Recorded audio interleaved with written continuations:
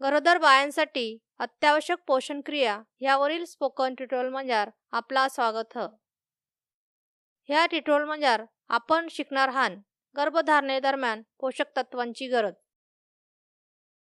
गर्भधारणेदरम्यान अत्यावश्यक पोषण क्रिया. येणेला अत्यावश्यक पोषण क्रिया म्हणून ओळखला जातो. येणे हा बाया आणि पोरांची पोषणविषयक स्थिती सुधारवाचा दृष्टिकोन ह. गर्भधारणेदरम्यान स्त्रीची शरीरात शारीरिक आणि हार्मोन बदल होत होती. त्यांच्या पौष्टिक आहाराच्या गरजा बी वाढते होती. ह्या काळात पौष्टिक आहार ही आणि बाळाच्या आरोग्यासाठी महत्त्वाचा असतो. ची पोटातील बाळ पोषणासाठी त्याची वर अवलंबून राहतो. गरोदरपणापासून ती बाळ 2 वर्षाचा होईपर्यंतचा काळ हा पहिला हजारदिहांचा असतो. ह्या काळात वाढ आणि मानसिक विकास झपाट्याने होत राहतो. ही बाळाची आणि ची आताचा आणि पुढील आरोग्य देखील ठरवतो. पौष्टिक आहारामुळे बल होणारी मळमळ आणि अशक्तपणापासून तनिल आराम मिळतो. ही गर्भाची मेंदूची विकासास मदत करतो. ह्याकन बाळामध्ये जन्मापासून असणारा आजारांचा धोका आणि म्हणजे असणारा अशक्तपणा कमी होतो. चला पोषक तत्वाबद्दल आणि गरोदरपणाच्या काळातील अत्यावश्यक पोषण क्रियाबद्दल बोलून. गरोदरपणात अनेक पोषक घटक गरजेचं असतं होती. प्रथिना ही त्यापैकी एक ह.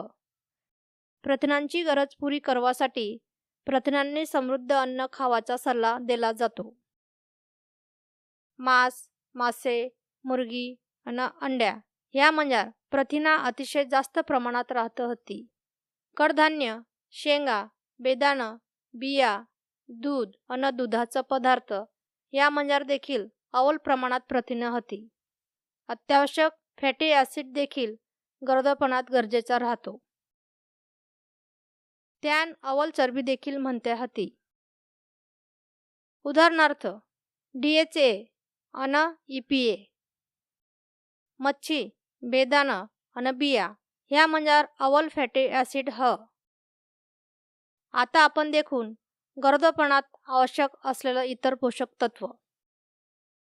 फोलेट हे DNA संश्लेषणासाठी आणि गर्भाच्या पेशीच्या विकासासाठी गरजेचा ह. ही लहान पोरांमध्ये न्यूरल ट्यूब दोष कमी करण्यास देखील मदत करतो. गरोदरपणात रोजची आहारात फोलेटचा समावेश करणं गरजेचा ह.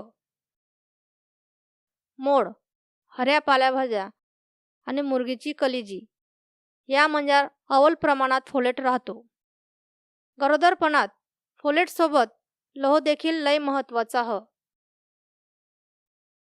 लाल रक्तपेशीची निर्मितीसाठी लोह गरजेचा ह.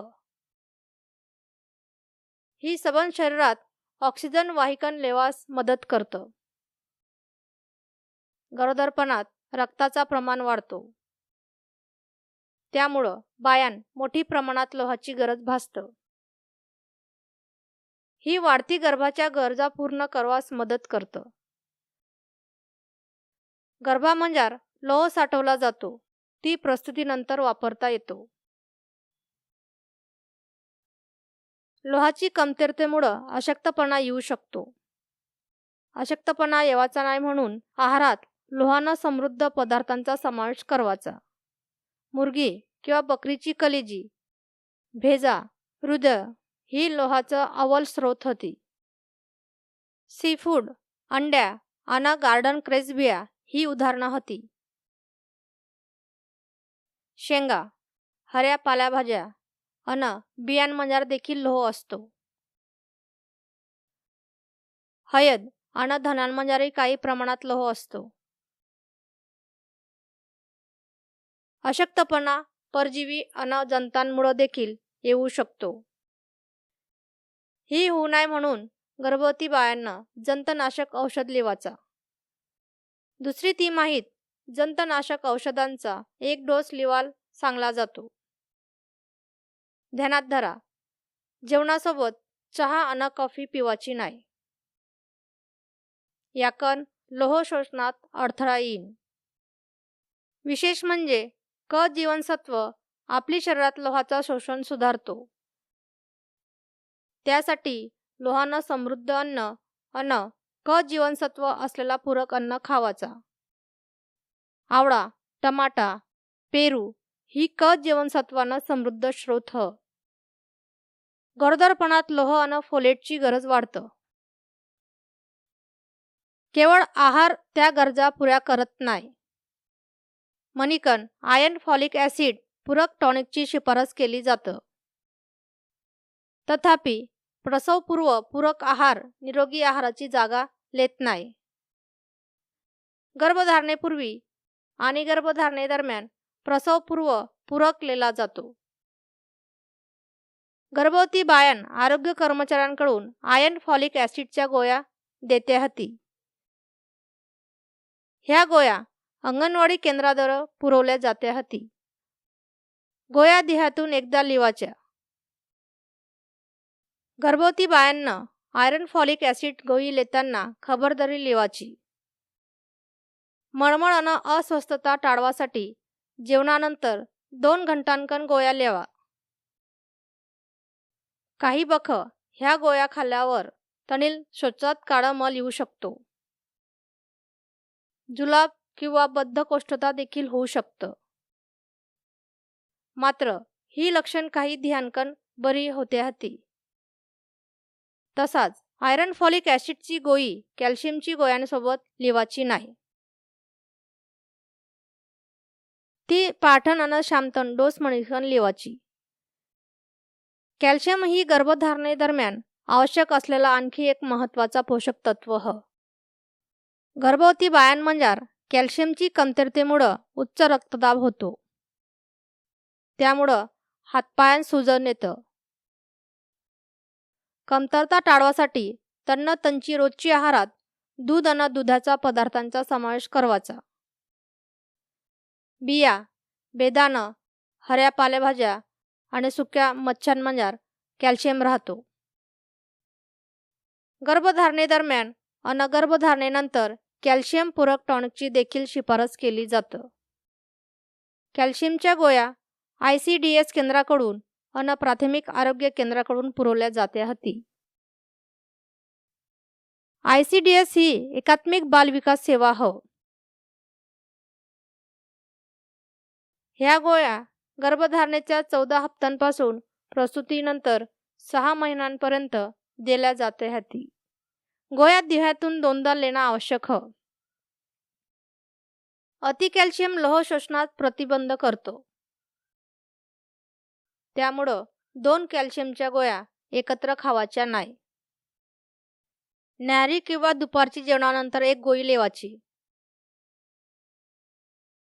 दुसरी गोळी शामतनचा नाश्ता किंवा रात्रीची जेवणानंतर लिहू शकत्यान. रिकामी पोटी कॅल्शियमच्या गोळ्या खावाच्या नाही, कारण त्यामुळं जठरदाह होईल. जठरदाह ही पोटाची आवरणाची जळजळ ह. महत्त्वाची भूमिका बजावणारा आणखी एक पोषक तत्व म्हणजे आयोडीन. आयुष्याची सबन टप्प्यांवर अव्वल आरोग्यासाठी आयोडीन आवश्यक ह. आयोडीन शरीरात नीट साठवता येत नाही. त्यामुळं रोज कमी प्रमाणात आयोडीन आवश्यक ह. मच्छ्या, कोळंब्या, दूध, चीज अन आयोडीनयुक्त मीठ हे आयोडीनचा अव्वल स्रोत हती. आयोडीनची कमतरता टाळवासाठी आयोडीनयुक्त मीठ वापराचा.